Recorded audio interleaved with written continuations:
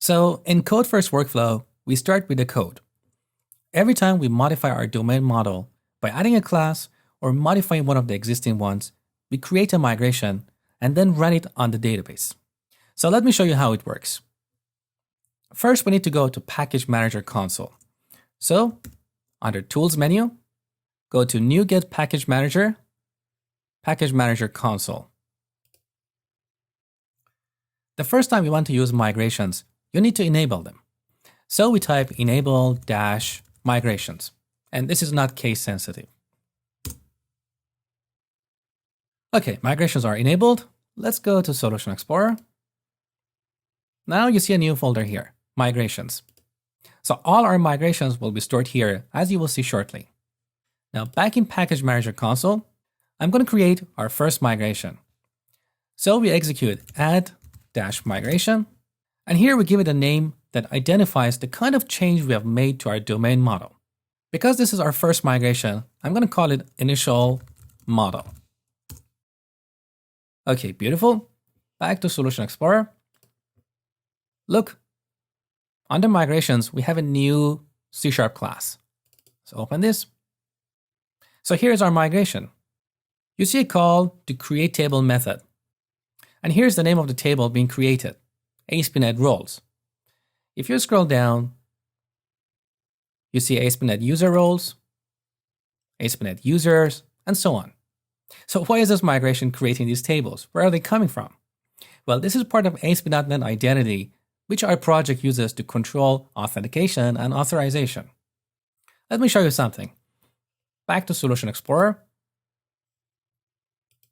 Expand Models, and open Identity Models. Here we have two classes, Application User and Application DB Context, which derives from Identity DB Context. So this is the DB context that I told you about earlier. It's the gateway to our database. Now, this Identity DB context is part of ASP.NET Identity Framework.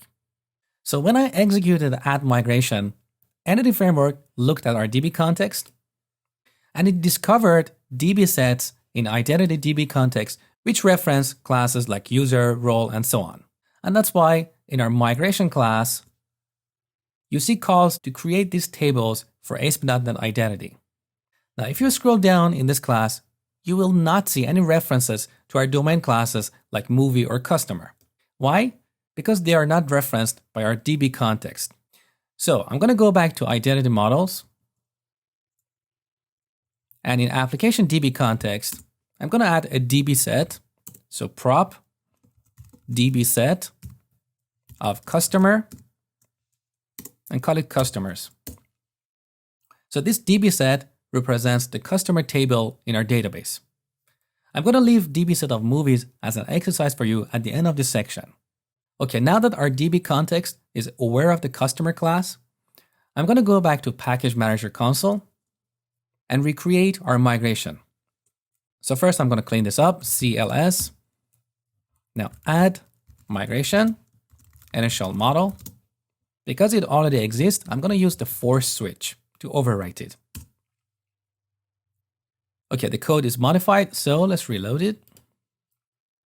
Now let's go back to our migration class and search for customer.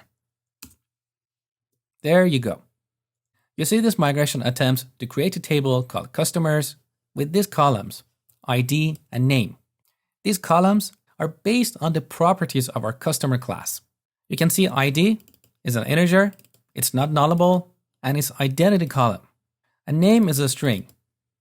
Now let's run this migration and generate our database. So back in Package Manager console,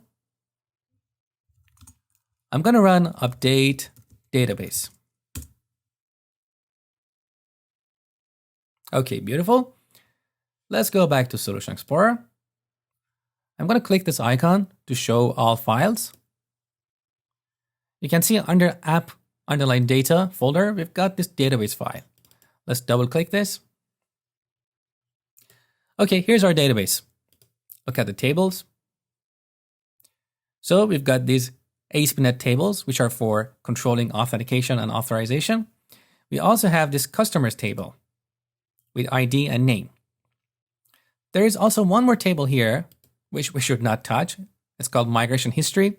So this table keeps track of the migrations run on this database.